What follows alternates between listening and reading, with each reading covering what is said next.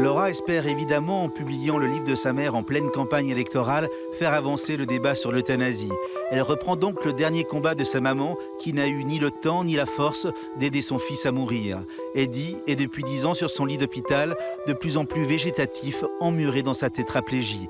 Son cœur de jeune homme de 34 ans fait qu'il peut vivre encore des années dans cet état. C'était le 21 août 2001.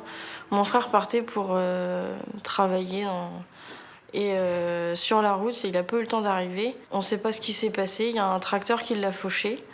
Il était en scooter. Il était en scooter, oui, pardon. Et ce jour-là, toute notre vie a basculé dans la sienne. Un médecin passé par là. Oui, un médecin passé par là. Il était cliniquement mort sur la route.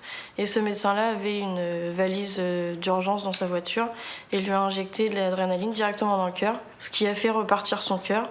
Mais c'est la seule chose qui est repartie. Eddie est tétraplégique, maintenant depuis 10 ans. Oui. Cette histoire a massacré votre famille. Oui. Oui, les uns après les autres. Votre papa en est mort. Oui, le premier. Mon père est décédé dans son lit en pleine nuit de fatigue, d'épuisement. Et ma maman, elle a eu un cancer qui s'est généralisé en 1 an de temps.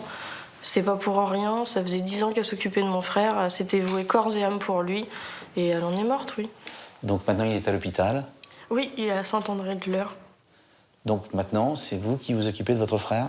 Bah, je m'en occupe comme je peux, je vais le voir, je parle un petit peu avec lui, je lui achète des vêtements. Racontez-nous ces 10 années avec votre grand frère à la maison, tétraplégique. C'était une surveillance de chaque instant. On pouvait pas sortir parce qu'il fallait rester à la maison pour Eddie. C'était tout tourné autour de lui.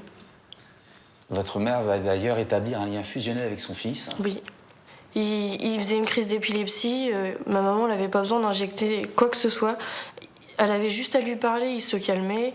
Quand on était devant lui et qu'il regardait la télé parce qu'il adorait les sports avant, ma maman lui mettait toujours les chaînes de sport. Si on avait le malheur de se mettre devant son champ de vision parce qu'il regardait un match de foot, il se mettait à respirer fort, il faisait du bruit avec sa canule, l'air de dire « poussez-vous, moi je regarde le match », quoi. Eddie n'a pas pu, comme Vincent Humbert, communiquer avec les paupières. Votre mère a essayé de stimuler, mais jamais vous n'avez pu vraiment communiquer avec lui. Non. Ma maman, oui, me disait toujours, quand elle lui posait une question, un clignement d'œil, c'était oui, 2 clignements d'œil, c'était non. Et donc elle avait instauré ça avec Eddie, et avec elle, ça fonctionnait. Vous êtes persuadé que votre frère veut mourir, mais votre frère n'a pas les moyens de le dire. Il s'est exprimé avec ma maman par ses clignements d'yeux, parce qu'elle lui a posé la question, et forcément, il a cligné qu'une fois de l'œil pour dire oui, je veux partir. Mais ça suffit pas, malheureusement, pour faire ce qu'il y a à faire. Donc il est prisonnier de son corps et on ne peut pas l'aider. Des fois, il a le regard noir, méchant de colère. Des fois, il a le regard ailleurs et il pleure parce qu'il en a marre. Et il y a des fois où il va râler, il s'exprime à sa façon. Ça fait comme un nouveau-né quand c'est son bébé, on comprend. Donc là, ma maman, c'était son bébé et elle comprenait tous ses regards, tous ces sons qui sortaient de sa canule. Il faisait des sons différents en fonction de ses humeurs. Eddie va être le voisin de chambre à un moment d'ailleurs de Vincent Humbert. Et votre mère, elle n'a pas eu le courage de Marie Humbert, un jour de faire la piqûre. Elle n'a pas eu le courage ni le temps, parce que malheureusement, elle m'a toujours dit, quand elle a été vraiment malade, elle m'a dit « T'inquiète pas Laura, tu t'occuperas pas d'Eddie, je peux pas te le laisser à ta charge, c'est trop dur, t'es jeune, t'as ta vie, t'as tes enfants. » Donc elle m'avait dit « Je ferai ce qu'il faut. » Et malheureusement, elle est partie à l'hôpital pensant pouvoir ressortir pour faire ce qu'elle devait faire et elle n'est jamais ressortie. Parce que la peur panique de votre maman avant de mourir, c'est de vous laisser votre frère, ce fardeau. Oui. Ah oui, elle n'a jamais voulu, elle voulait pas. Quelques jours avant de mourir d'un cancer du poumon, Michel de Sommer, sous assistance respiratoire, dans le vacarme des machines à oxygène, lance un dernier appel sur RTL. Monsieur le Président de la République, je suis arrivé au bout du rouleau. Je suis donc condamné à mort. Ma seule préoccupation, c'est mon fils Eddie qui va rester tout seul. Vous pensez que votre mère est partie paisiblement ou très angoissée? Très angoissée. Très angoissée parce qu'il y avait encore Eddie.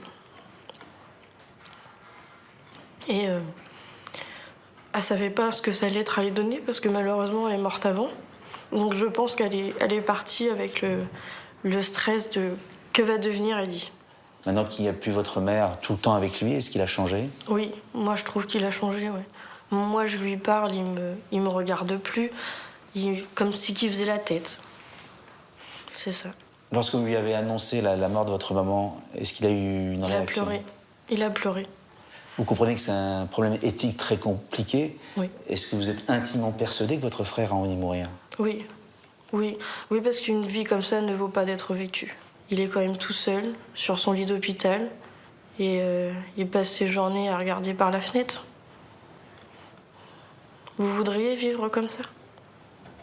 Moi, je voudrais pas. Mais vous comprenez que la loi là-dessus fasse attention.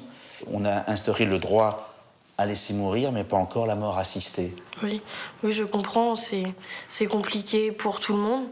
Les médecins peuvent pas faire ça n'importe comment, et encore moins une mère. Après, faut trouver qui de droit peut se permettre de faire ça. Mais je pense pas que ce soit à une maman de faire ça à son enfant.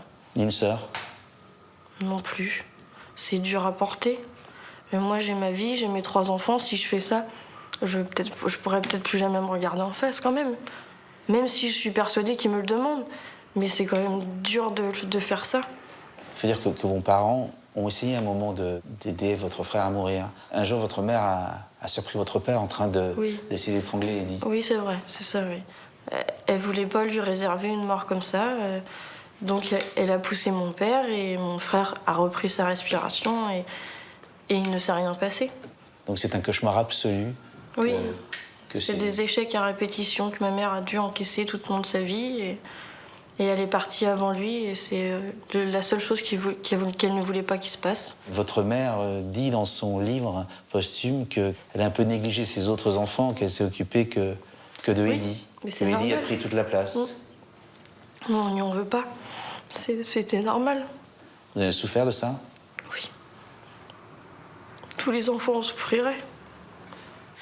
Je vous repose la question, excusez-moi d'insister, mais vous avez l'intime conviction mais ce n'est qu'une intime conviction, que Eddie veut mourir. Oui. Oui, ce n'est qu'une intime conviction parce que malheureusement, comme vous dites, il n'a pas les moyens de s'exprimer. Mais j'en ai l'intime conviction, ma mère en avait l'intime conviction, c'était son combat. Elle s'en est occupée, comme vous dites, pendant 10 ans. Pendant 10 ans, 24 heures sur 24, 7 jours sur 7, elle a voué le reste de sa vie à mon frère. Donc, elle me l'a dit qu'Eddie voulait mourir. Moi, je suis intimement convaincue et je la crois à 100%. Et lorsque vous posez la question à Eddie, est-ce que vous sentez quelque chose dans son regard? Au jour d'aujourd'hui, il m'écoute plus, en fait. Il m'écoute plus parce que ma mère n'est plus là pour le stimuler comme elle le stimulait. Mais quand il y avait ma maman, je sais qu'elle a posé la question devant moi, je l'ai vue cligner des yeux.